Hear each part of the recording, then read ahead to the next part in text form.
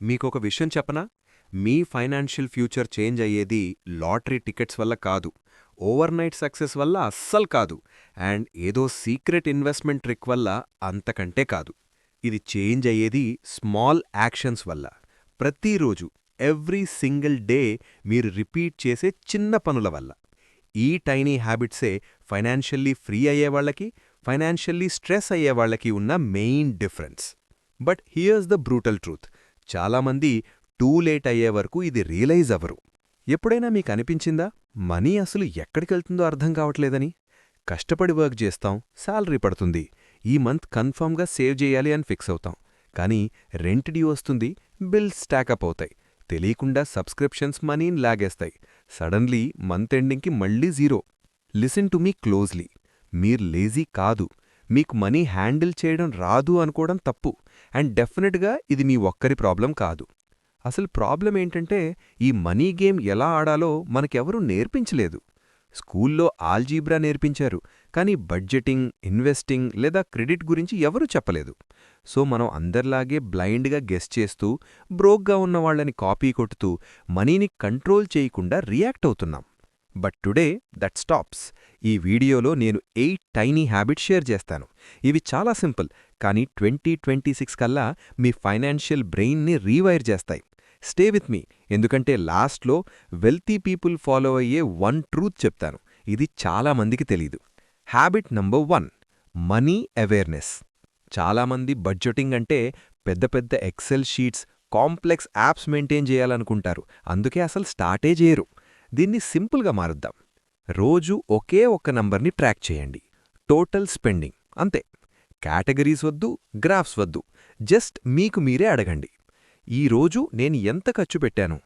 ఇదెందుకు వర్క్ అవుతుందంటే, బికాస్ ఇప్పుడు మీ మనీ సైలెంట్గా లీక్ అవుతోంది. ఒకేసారి పెద్ద అమౌంట్ కాదు, ఒక coffee, late night Amazon orders. Month అయ్యాక కానీ ఆ పెయిన్ తెలీదు.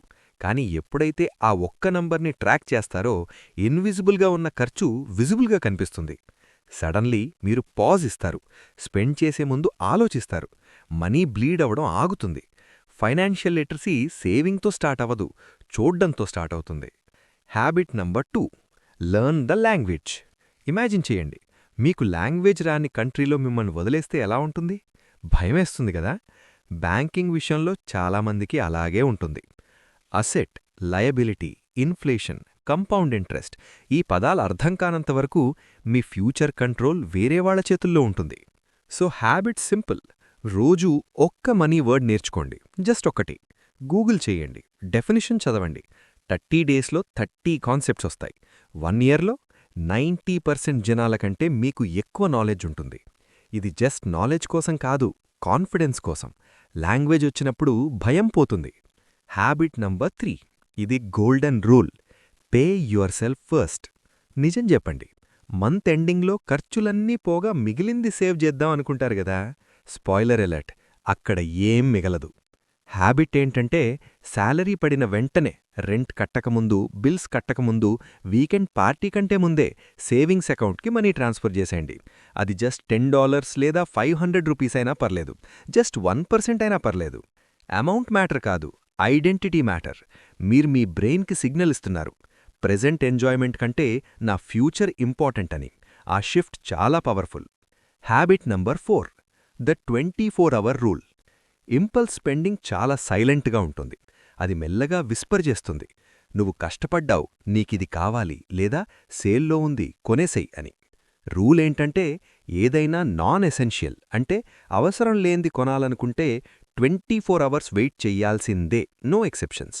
కార్ట్లో యాడ్ చేయండి, యాప్ క్లోజ్ చేసేయండి, పక్కకు వెళ్ళిపోండి.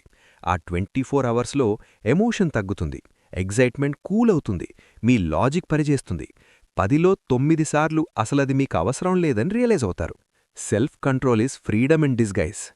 హ్యాబిట్ నంబర్ 5, ఇది చూస్తే చాలామందికి భయం. Check your bank account every single day.